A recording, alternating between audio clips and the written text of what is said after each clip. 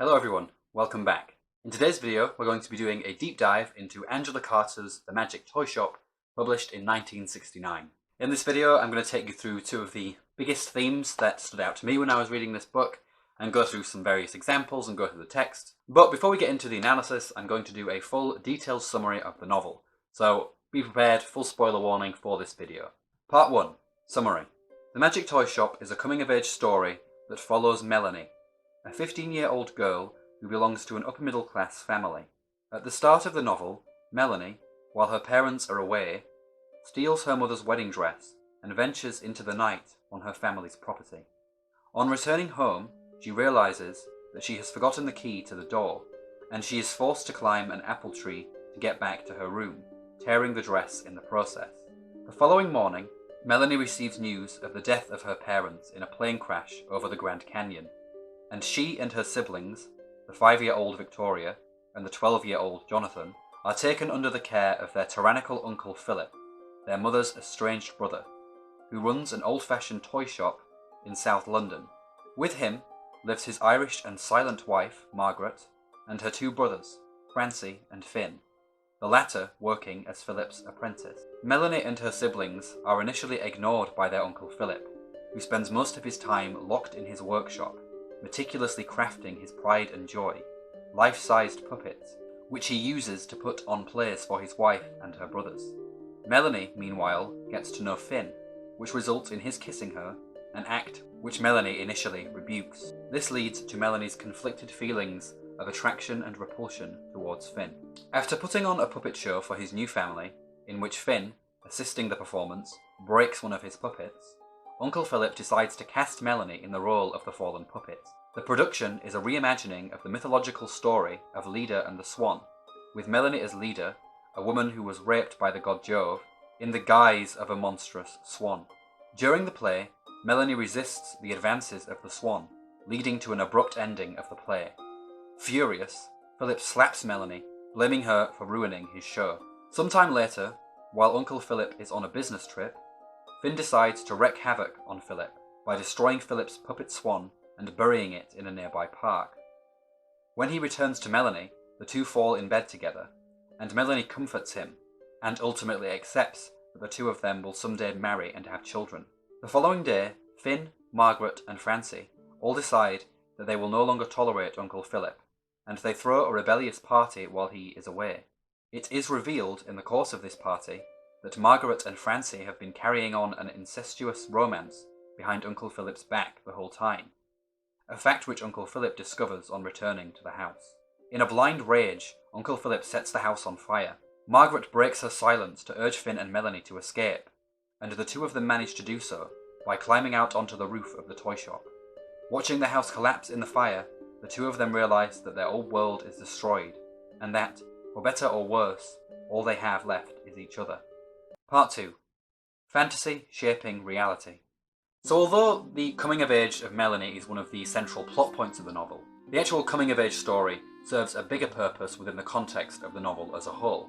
One of Carter's big themes, and it's one that she explores in her other work, I'm thinking here of The Infernal Desire Machines of Dr. Hoffman especially, are the ways in which our desires and ideas about the world and our fantasies can actually shape our realities. The Magic Toyshop is littered with characters who believe all these ridiculous things about the world. They have all these fantasies and ideas, and these things actually shape how they see the world and how the world appears to them. Melanie, of course, is no exception to this, but unlike a lot of the other characters, Melanie is a character through the course of the novel who has to confront so many of her fantasies and ideas about the world, as she comes to see how gritty and harsh reality can be. As a character, you can see throughout the novel that Melanie is constantly conflicted between being a child and having childish things like a teddy bear and certain fantasies, and being a young woman who's going into maturity. We get this from the very first line of the novel. The summer she was 15, Melanie discovered she was made of flesh and blood. Right away, this first sentence tells us that Melanie as a character is only just beginning to understand that she is a human being who's situated in this world. She's coming to understand reality and the world around her. At the same time though, Melanie is very much at the very beginning of this journey into adulthood. And in the course of the novel, especially at the beginning, she still has lots of childish beliefs about the world, and these beliefs will slowly unravel as the novel progresses. Now, there are quite a few things that Melanie has, or ideas that she has about the world, but the ones that I want to start with, because I think they're the main ones, are her ideas about relationships, and in particular, marriage. At the start of the novel, Melanie is someone who idealizes marriage to the point where she sees it as some kind of, ultimate end for women. Now, this is no surprise when you consider, when you're reading this, that the other female characters in this opening part of the novel are all described in terms of their relationship to marriage, whether they're married or not, and all of them are described as marriage being something significant to their lives. The first example of this is the character Mrs. Rundle, who is Melanie's nanny. Now, Mrs. Rundle is a character who isn't married, but she's certainly, as we will see in the description that I'm about to read, a character who, or a woman who, idealizes marriage and thinks it's like one of the most important things that a woman could do. Carter describes Mrs. Rundle as fat, old and ugly, and had never, in fact, been married. She adopted the married name form by deed poll on her 50th birthday as a present to herself. She thought Mrs. gave a woman a touch of personal dignity as she grew older. Besides, she had always wanted to be married. In old age, memory and imagination merge. Mrs. Rundle's mental demarcations were already beginning to blur. She would sit, sometimes, in her warm fireside chair, dreamily inventing the habits and behaviour of the husband she had never enjoyed, until his face formed wispily in the steam from her bedtime cup of tea, and she greeted him familiarly. So Mrs. Rundle then is a woman who idealizes marriage to the point where she actually pretends to get married. She changes her name so it looks like she's married even though she isn't. Now, not only does this then explain why Melanie will see marriage as something so significant, because, you have this old woman who didn't get married pretending to be married, the character of Miss Rundle is also another example of this blurring fantasy with reality. In that description that I just read, we see that Miss Rundle's pretending that she is married or acting as if she's married is actually changing her mind and the way that she sees the world. She actually feels as though she has this husband. She's even created an image of him in her head, and she's got the habits and things of a married woman, despite the fact that she's not married.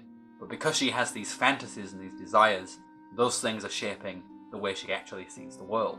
This idealization of marriage is also somewhat spurred on by Melanie's mother, who again, in the opening part of the novel, is described purely in terms of marriage. And there's a whole passage where we get a description of Melanie's mother in her wedding dress, and this is seen as like the pinnacle, the most important event of her mother's life.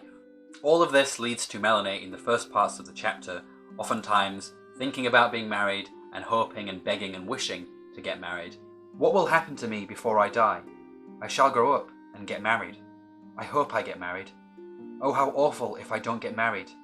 And then a few pages later she says in a prayer, please God, let me get married, or let me have sex. I find this particular quote from Melanie quite revealing and interesting. First of all, it reinforces what I said before about the fact that Melanie idealizes marriage. She's describing the things she's going to do in her life, and one of those things, one of the key things, is being married, getting married. I also like this moment because you have two desires here. There's this desire for marriage, which is grounded in her childhood kind of fantasies about marriage and, handsome prince, all that kind of thing. Then you have this more mature desire for a sexual experience, and so you have these two things together with each other, showing Melanie again on the cusp of becoming an adult or a mature woman versus being a child with childish fantasies. So I think that's just a great example of that. So all of this opening with Melanie thinking about marriage culminates in one of the biggest scenes of the novel and one of its big metaphors. In this scene, Melanie sneaks into her mother's room and steals her wedding dress from her trunk. Now, when Melanie initially puts on the wedding dress, she feels very invigorated and very powerful and very strong. And she actually runs out of the house and goes on a bit of a crazy, loony rampage in the grounds. She opened her mother's wardrobe and inspected herself in the long mirror. She was still a beautiful girl. She went back into her own room and looked at herself in her own mirror to see if that said different.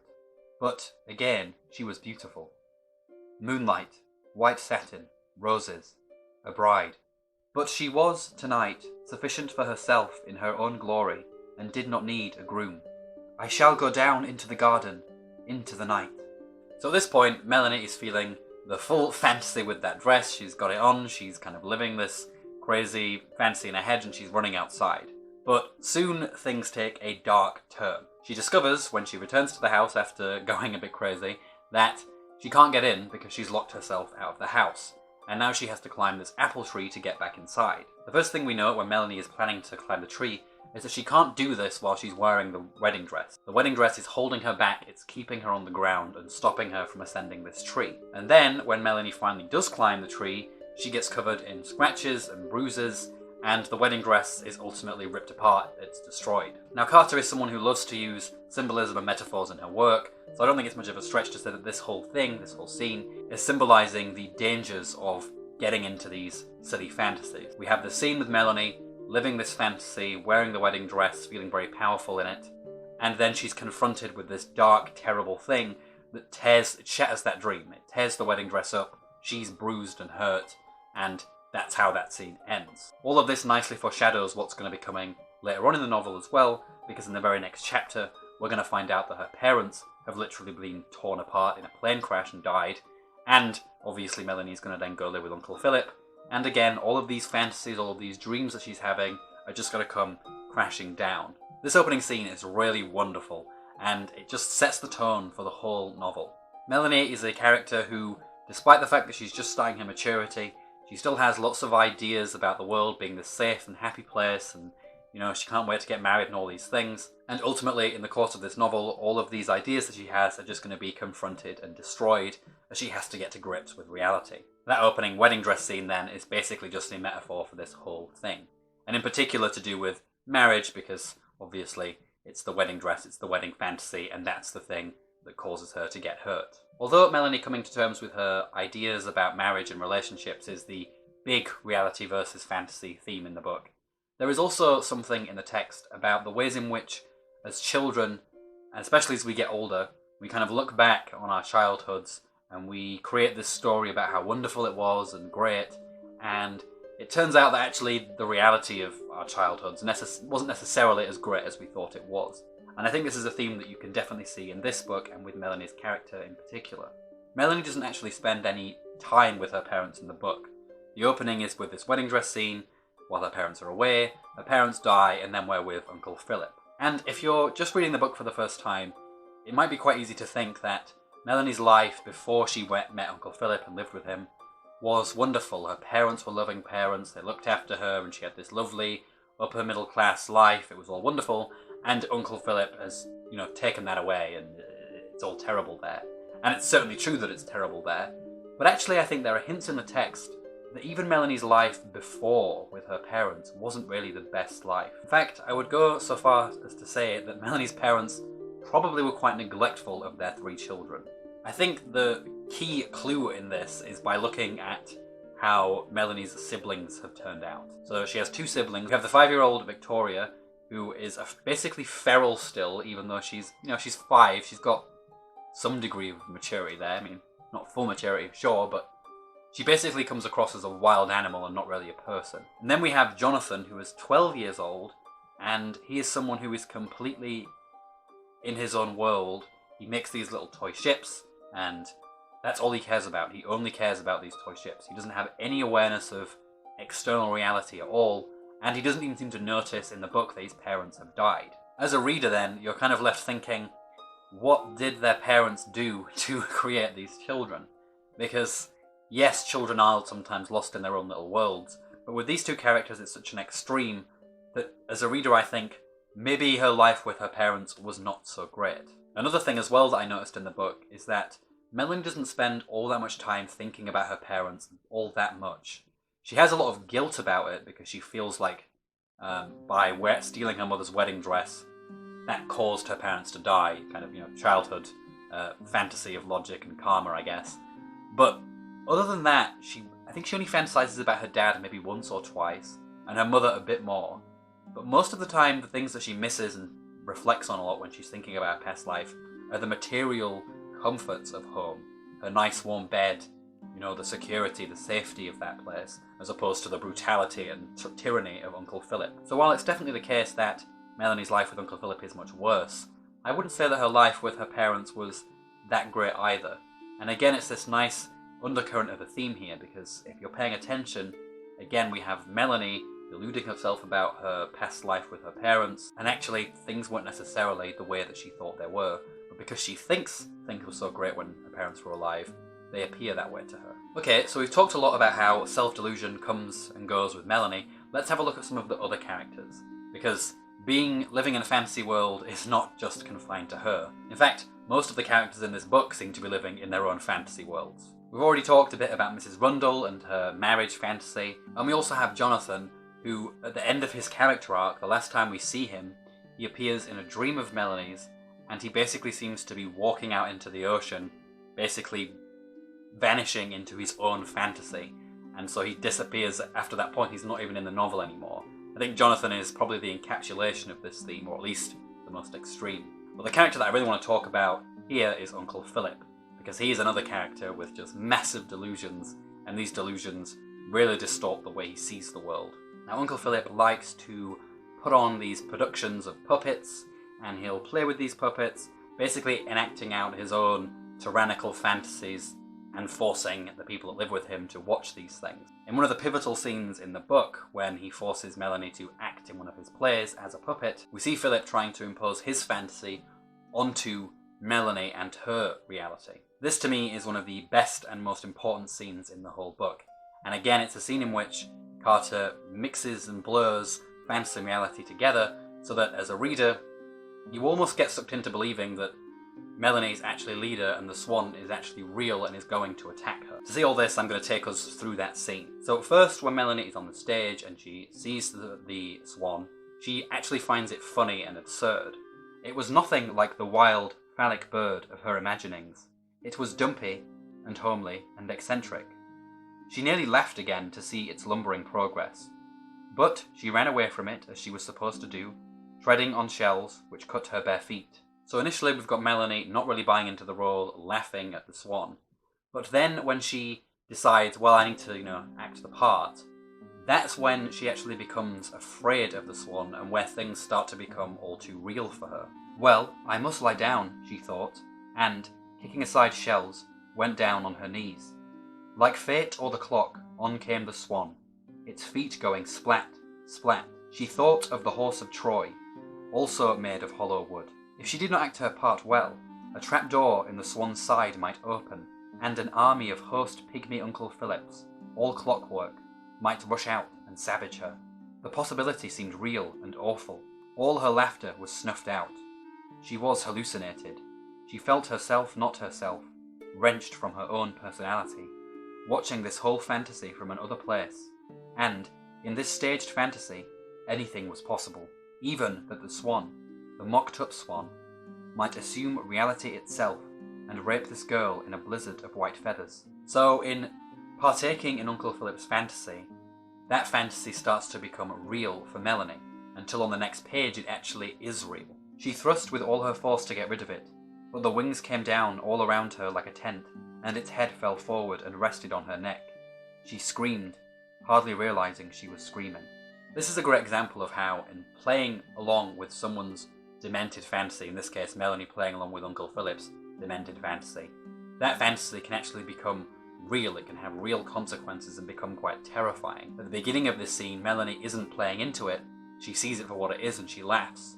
But then, when she starts playing the part of leader, it all becomes real and terrifying for her, to the point where she resists it and the play has to stop. Also, I really like the ending of this scene, because it has a really good example of Carter's dry wit. So when the play stops, Uncle Philip comes down the stairs, he's really angry, and he slaps Melanie, and he says, "You overacted," he said to Melanie, and cuffed her with the back of his hand.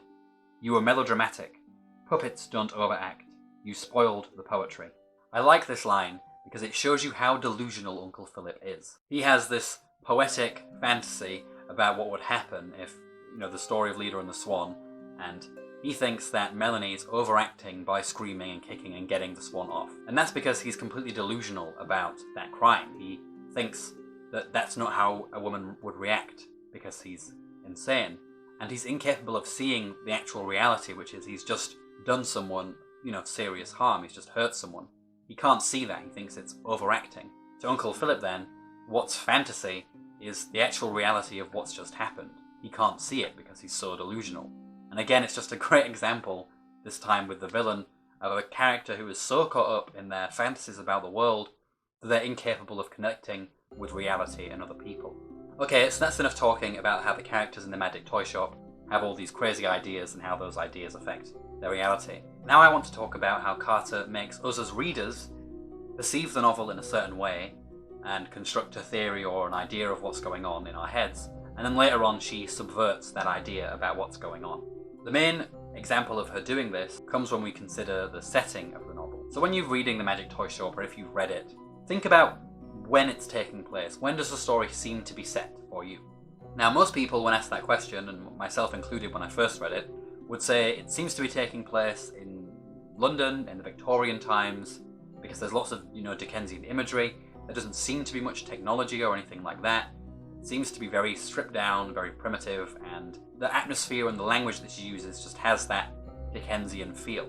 And there are definitely parallels, I think, in general between Carter and Dickens, and you see this again in one of her most popular and well-known novels, Nights at the Circus. But in Nights at the Circus, it actually does take place, I think, at the turn of the century, whereas the Magic Toyshop actually takes place in the 1960s. Now Carter does a lot of work to disguise the fact that this novel is taking place in the 1960s. I don't think it's ever mentioned explicitly that Melanie's parents die in a plane crash. It's usually described in an abstract, kind of aloof way.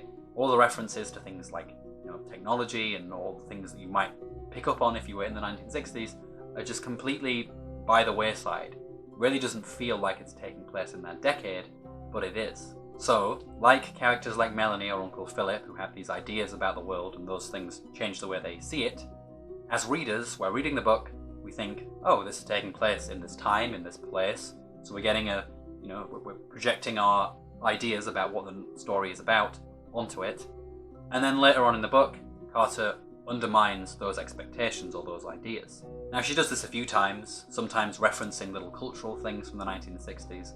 But for me, the most obvious undermining of that idea that this is taking place in the Victorian times comes in the following scene when an American woman comes in. She's a customer to the toy shop, and she asks Melanie whether they accept checks. Melanie said to the woman, "I'm afraid we don't take checks. I'm sorry."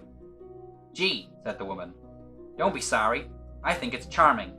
It suits your old-fashioned kind of shop, kind of Dickensian." So when I first saw that kind of Dickensian line, I thought that Carter was kind of just being a bit over the top and blunt with her metaphor. She was just trying to really drive home the point that this is meant to be a Dickensian style book.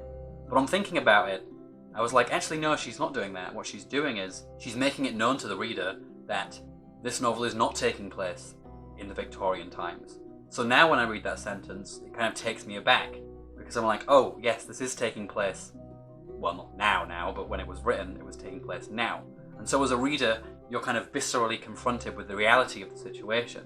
It's not taking place in the Victorian times, it's taking place here and now. And just like Melanie, who has to confront the reality of things, whether that's metaphorically with the wedding dress or with Uncle Philip and the swan, we as readers also have to do that. And I think that's great. It's an amazing and clever way of combining your narrative, your story, and the big theme, and making it connect with the reader by putting the reader in the same situation so that they can then, feel as the characters feel. When you're reading the book then, I really look out for these little moments where, Carter's setting you up for a certain kind of thing, and you think, okay, this is what's happening, and then completely undercut later on. I think it's one of the genius parts of the book. Okay, so that's all I want to ramble on about for this topic, because there's quite a lot there, and I think I could probably talk more about it, but I think that's enough for this part of the video. Ultimately then, Magic Toyshop is a story about our perceptions of the world and how our ideas influence our perceptions of the world. The coming-of-age story is just one facet of that more general theme. When we're growing up, we have lots of ideas about the way the world is. Then, unfortunately, reality hits in and we have to change those ideas.